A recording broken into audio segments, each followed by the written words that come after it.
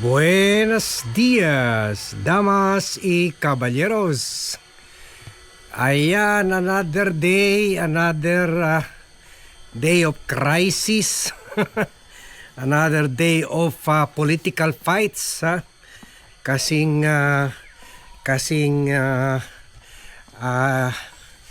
thrilling at kasing serious sa gera dyan sa Middle East. And I am referring to the brewing political war between the Marcos administration and its former political ally, the National Unity Party of Port billionaire Ricky Razon. So kahapon nag press con yung chairman nila na si Congressman Ronaldo Puno at sinabi niya na baka aaklas na lang sila sa administrasyon kasi hindi naman daw sila tinatrato ng mabuti. Parang kinakawawa daw sila. Pero earlier naman, na-vlog naman natin na sila naman ang parang lumalayo na rin sa administrasyon. Sila naman yung di ba, we vlog earlier na yung kanila anunsyo nila na they are unlikely to support the impeachment complaint dahil daw ke ayaw nila magulo, dahil daw ke gusto daw nila mag-concentrate na lang sa nation building. Kung ano-ano. Kahapon lumabas na talaga yung tunay na katotohanan. Bakit ganito sila? Bakit ginagawa nila ito? And it all boils down to money. Billions of money. So kahapon, sinabi na nila na ang dahilan daw talaga ng possible pag-abandon nila o pag-aklas nila sa 7-party coalition. Siyempre, ang pinakamarami dyan yung lakas CMD ni former Speaker Martin Romualdez with 100 congressmen as members. And then second sila 40 congressmen. So lahat daw yan 40 kakalas dahil daw hindi nire-release pa ni President Bongbong Marcos na ngayon nag first quarter na daw. Nag first quarter na hindi pa nire-release yung mga pork barrel nila, mga insertions nila, mga allocable funds nila. So, yan lang pala. Pera lang pala. Kung ano-ano pa sinasabi nila, hindi, pero wala na. Nagte-technical pa sila. Pero it all boils down to money. Money. Wala daw silang proyekto na gagawa. Sinasabi pa, kawawa naman ang tao.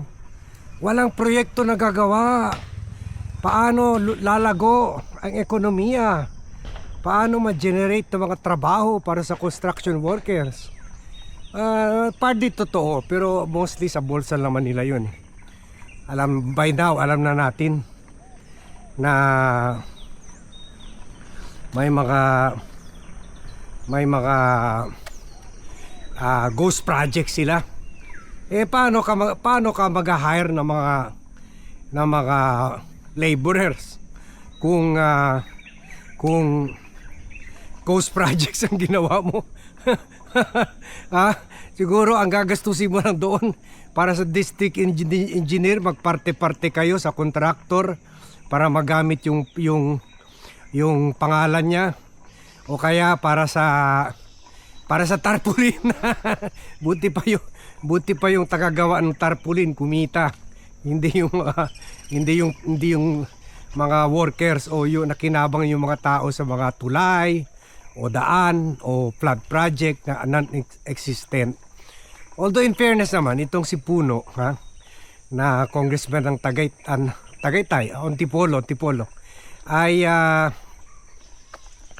ngayon lang man yan bumalik, or ngayon lang man yan naging congressman. Dati yan, DILG Undersecretary.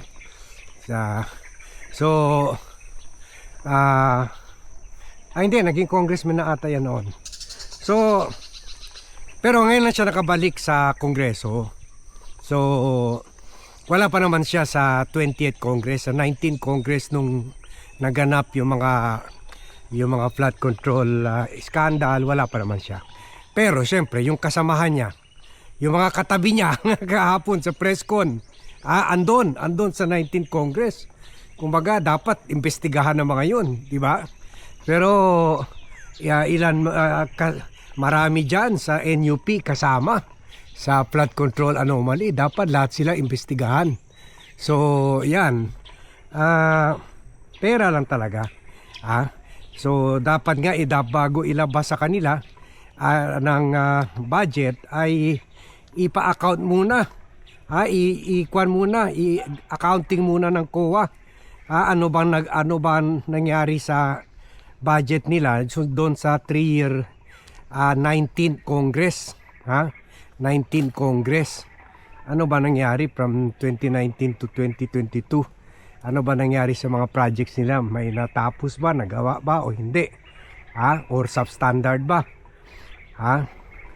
Yun. Kasi yung iba sinisimulan niyo yung project, hindi tinatapos Binubulsa na yung pera. Ganon. Hindi naman alam nila, hindi naman sila habulin ng COA. Napakapalpak rin yung COA natin ngayon. So, yan, So, pera lang talaga. At parang nga dito, parang nautakan sila ni President Bongbong Marcos. Kasi nung budget deliberation sa House, sa Senate, and then sa BICAM, pinayagan sila na, okay, magrekomenda ako nitong project, itong project. So sa akin, mga 1 to 2 billion na mga projects, ganun. Sige, pagbigyan yan. Sige, pasok lang yan sa budget. Pero ngayon, halos lahat yan na-classify for later release. Ibig sabihin, kasi di ba may vlog rin tayo na sabi ni Ralph Recto, napakalaki ng budget natin for 2026. At napakakulang yung mga funds nagge-generate sa taxes, sa BIR, sa Bureau of Customs, and other revenue generating agencies of government, yung mga ahensya na dapat kumita at magkalap ng pondo para sa gobyerno, sa budget. Sabi ni dating Finance Secretary Ralph Recto, na we start the year 200 billion na kulang sa budget natin. Kumbaga, mag-start pa lang tayo ng taon, lugi, abono na. Kumbaga, kailangan na tayo maghiram. 200 million shortfall. Dapat yan, di ba, kung tayo mag-budget, kung anong sweldo ni nanay at tatay, ikasya lang yung gastusin doon. Hindi sumobra. Ito sobra na So kaya no wonder itong gobyerno, siguro binibigyan muna nila ng time na maka-earn sila sapat na pera para ma-release sa mga projects. But as a result, walang project na gagawa ang mga congressman at siguro pati mga senator, kaya nagwawala sila ngayon. So dito na nakikita natin yung mga hero natin daw sa Committee on Good Government sa Quadcom ay mga kwan rin pala, mga buaya lang rin pala. Talaga naman parati ko na yung sinasabi, mga buaya lang mga yan eh. Kaya nga alam ko gagamitin lang nila yung mga resource person doon sa TRICOM nila, kaya hindi ako sumipot. Sinabi ko kay Barbers, pakialis na lang yung pangalan ko dyan sa invitation. Charade lang yan, kasi kung gusto nyo talaga investigahan o labanan ito mga trolls, DDS trolls, kasuhan nyo. Tulad yung ginawa ni Nicolas Torre, kinasuhan. Hindi yung pahiring-hiring kayo, gagamitin nyo yung resources ng gobyerno. Dahil tulad nila Abante, Congressman Abante, at pati nga si Marcoleta, gusto lang nila balikan yung mga bumabanat sa kanila. Ginagamit pa pera at oras ng gobyerno, ng tao. Pera natin yung ginagastos sa mga hearings nila. So ganun lang talaga sila, ha? Talagang mga buaya lang talaga sila. Talagang magnanakaw rin sila. At ngayon nagugutom na sila. Kaya yan, kwan na, ha?